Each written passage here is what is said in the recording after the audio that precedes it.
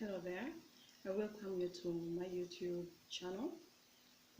As I told you, this channel is for English learning or learning English. My name is Olivia and I'm a teacher of English language and literature. So we've been talking about certain aspects. So for today we are going to look at idioms. Idioms, I-D-I-O-M-S.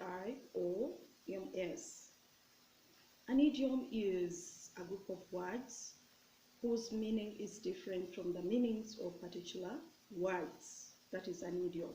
It is a group of words. So the meaning of the group of words is different from the meaning of a particular word used in that idiom. So those are the ones that we are going to look at today. We shall just have a few, and maybe some other time we shall look at other examples. As I said, I request you to subscribe to my YouTube channel. Just click that word subscribe, like my videos, and make any comment in case you'd like to. So today, as I said, we are going to have examples of idioms.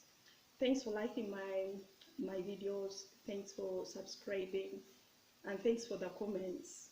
Thanks a lot. I really appreciate that. So the first example that we are going to have is to screw up your courage. To screw up your courage. It means to force yourself to be strong, or to be brave, sorry. To force yourself to be brave. That is to screw up your courage.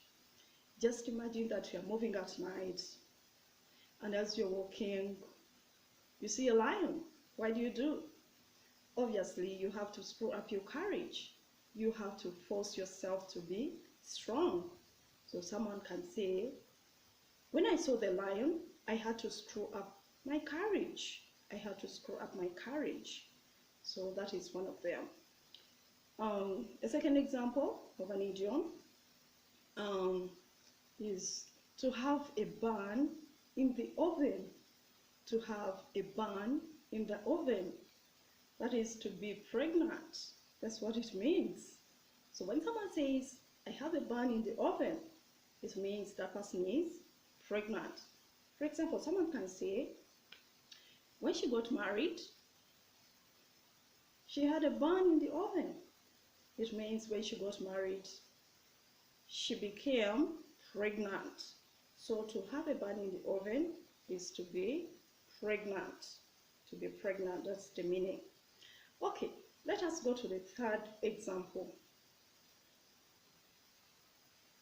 Let us have another example. To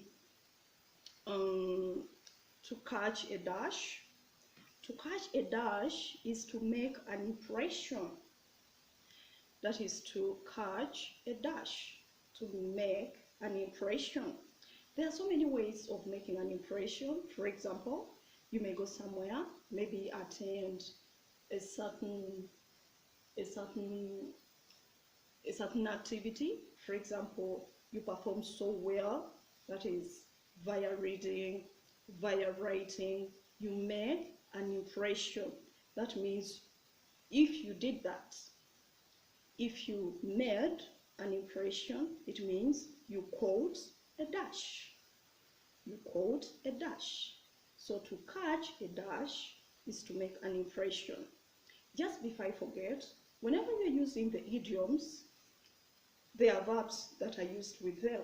So you just have to change that verb according to the tense that you may be referring to. So if you're talking about the past, if the verb is catch, for example, to catch a dash, you just have to change that from the form catch to the form caught. That's the meaning. Let's have another. For example, when someone says, oh, he's an admirable Christian.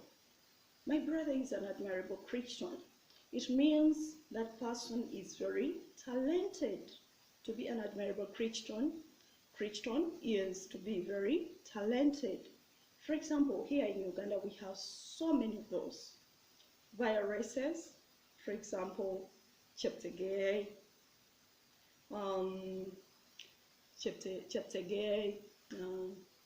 Kiplimo, and so many others. So when you're talking about Either of those, you can say he's an admirable Crichton. For example, you can say Cheptegei is an admirable Crichton. That is to be very talented. Okay, another one is to get somebody's goat. To get somebody's goat. What does it mean to get somebody's goat?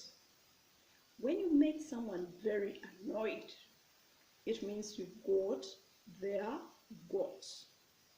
For example, there are things that we do that really annoy people. For example, maybe the way we talk, maybe the way we do things. So when we do that, you really get their goat. It means we really annoy them. Take an example. I may say, I got my sister's goat when I wore her party dress without her permission. I got my sister's goat when I wore her party dress without her permission, or without seeking permission from her, that is. So when you do that, you can really annoy someone. You can really do that. So when you do that, it means you got, or when you do that, it means you get their goat. Goat is G-O-A-T. That's the one I'm talking about. This is a funny idiom. We used to laugh about it whenever I could be talking to my students, whenever I could talk about it. You could really make them laugh to get someone's goat. Really funny one. Okay. Another one, maybe two more. If something is on the scrap heap, someone says this and that is on the scrap heap. When someone says that, it means it is no longer wanted. What could be no longer wanted? For example, you can talk about old shoes, old clothes, and so many other things. Maybe leftovers, you have a meal and there are leftovers, so they can be on the scrap heap. It means those things are no longer wanted. They are no longer wanted. That is to be on the scrap heap. That is no longer wanted. And maybe the last one, to go down the tube. To go down the tube. Tube, T-U-B-E. That is to go down the tube.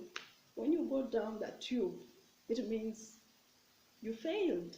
You failed. That is to go down the tube. It means to fail.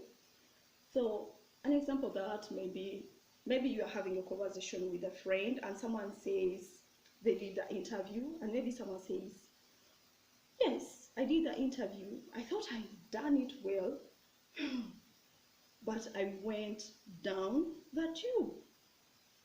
I thought I had done it well, but I went down the tube. It means that person did the interview, thought they had done it well, but they just realized all of a sudden maybe they received a call or someone told them that they never passed the interview, so that is to go down the tube. How about finishing this up with something interesting? You can add another one in your comment. That would be very interesting. So that is all for today. I really thank you for watching my videos. Thanks for subscribing, liking my videos, and those comments. For those people that have commented, I really appreciate that. My name is Olivia. I'm a teacher of English language and literature.